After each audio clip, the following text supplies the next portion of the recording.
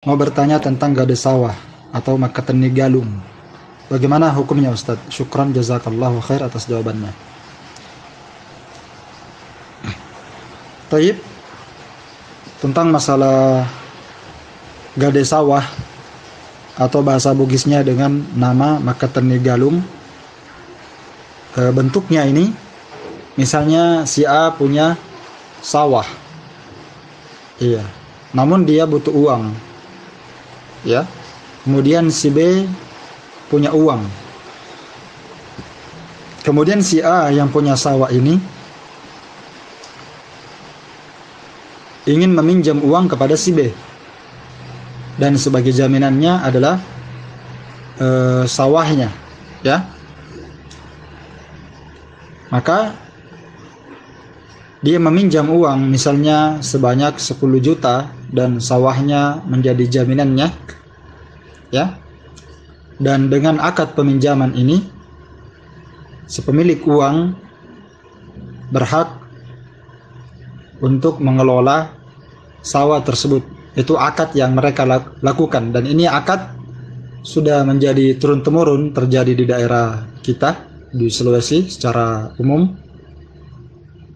Dan ini namanya mapakatani galung, ya, karena mapakatani galung itu artinya dia menyerahkan galungnya atau sawahnya kepada pemilik modal tempat dia meminjam uang, ya. Kemudian nanti sawahnya itu kembali setelah uang itu dikembalikan. Nah, bagaimana hukum yang seperti ini? Ya, hukum gade sawah seperti ini hukumnya riba, ya. Hukumnya riba, dan kedua belah pihak berdosa, walaupun masing-masing di antara mereka itu ridho, ya, karena jual beli dianggap syah bukan semata-mata melihat dari keridhaan kedua belah pihak, tapi harus keridhaan kedua belah pihak itu setelah adanya ridhonya Allah Subhanahu wa taala.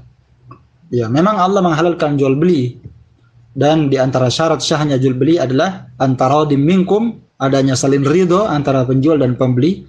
Akan tetapi keridhaan mereka berdua antara pihak pembeli dan pihak penjual itu nanti setelah adanya ridho Allah Subhanahu wa taala. Dan jual beli yang mereka lakukan ini meskipun sama-sama saling ridho, tetap mereka berdosa karena akad yang mereka buat adalah akad riba. Ya, akad yang mereka buat adalah akad riba. Taib. Dan dalil tentang hal ini adalah sebuah hadis. Memang hadis ini lemah dari sisi marfu', ya, yaitu hadis kullu qardin yajurru naf'an fahuwa riba.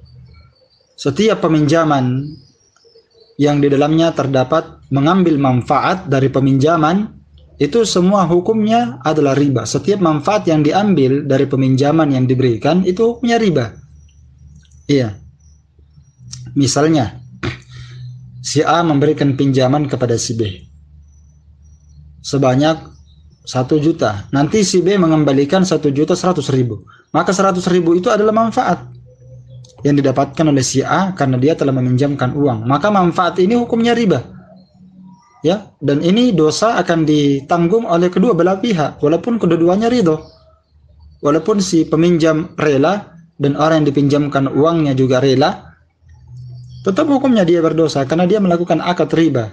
Wa ahallallahu al-bai' wa harrama riba. Allah Ta'ala menghalalkan jual beli dan mengharamkan riba. Iya.